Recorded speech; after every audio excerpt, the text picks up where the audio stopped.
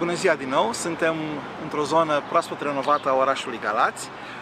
O zonă care arată bine, o zonă curată, plăcută ochiului, care conține materiale destul de bună calitate. Foarte important este că s-a renovat calea tramvaiului, care e pe mijlocul arterei. Acum arată foarte frumos și este evident dreaptă și lină, mersul este lin, este foarte silențios tramvaiul, aduce un mare plus de confort, cel puțin auditiv, dar și vizual acestei zone. În pachet a fost inclusă și o pistă pentru biciclete. Dar, după toate aparențele, această pistă pentru biciclete a fost doar ingredientul care a făcut ca acest proiect să capete finanțare pentru fonduri europene. De ce spun că după toate aparențele această pistă a avut doar un rol formal în proiect? Pentru că ea nu își îndeplinește funcția urbană. Ea nu este ușor practicabilă. Cine o folosește găsește că este un pic mai bună decât a merge pe șosea.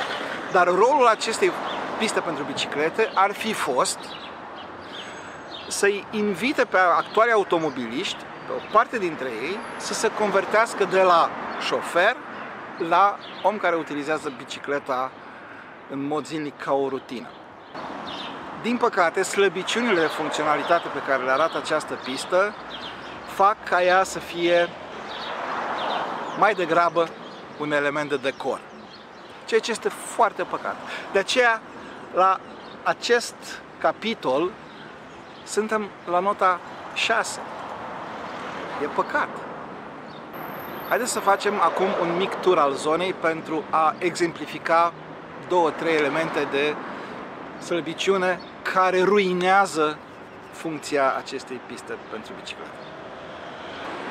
Multitudinea de obstacole din calea bicicletelor, cum ar fi bilele de beton, intersecțiile multiple cu căile pietonale, stâlpii, bordurile, diferite suprafețe care sunt șlefuite și alunecoase, fac ca această pistă să nu fie ușor practicabilă. De fapt, foarte multă lume o consideră ca nefiind parte din infrastructura de mobilitate urbană, este un element de decor, din păcate.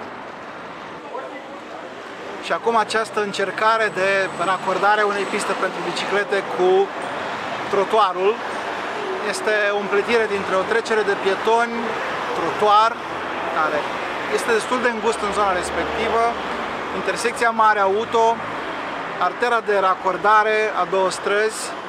Este un compromis care face din această pistă, din păcate și o repet, un element de decor.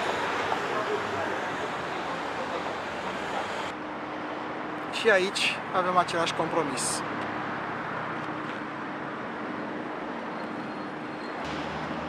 Pe partea cealaltă a străzii se repetă. Păcat. Ei bine, iar cine este responsabil pentru acest pasaj n-ar trebui să mai dea ochii cu gălățenii. Iar dacă sunt niște lucruri care merită evidențiate, trebuie să o facem. Aceste cadre pentru prinderea bicicletelor sunt prevăzute cu niște benzi de cauciuc pentru a proteja bicicleta să facă un contact dulce între cadrul ei și cadrul stației de ancorare a bicicletelor. Este prima oară când văd asemenea gingășie și recunosc că am fost surprins. Pe de altă parte, eu nu aș recomanda gararea bicicletei peste noapte în această stație, pentru că ține doar de 4 piulițe pentru a le desface și apoi a scoate antifurtul și a pleca cu bicicleta. Da, nu se poate să avem așa ușor un oraș de nota 9.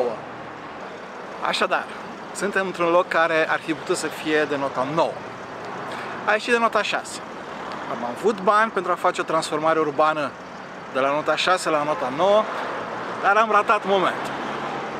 Mai avem timp până la alegerile din 2024 să ne facem calculele, să studiem și să alegem în cunoștință de cauză oameni pentru orașul pe care vi-l doriți.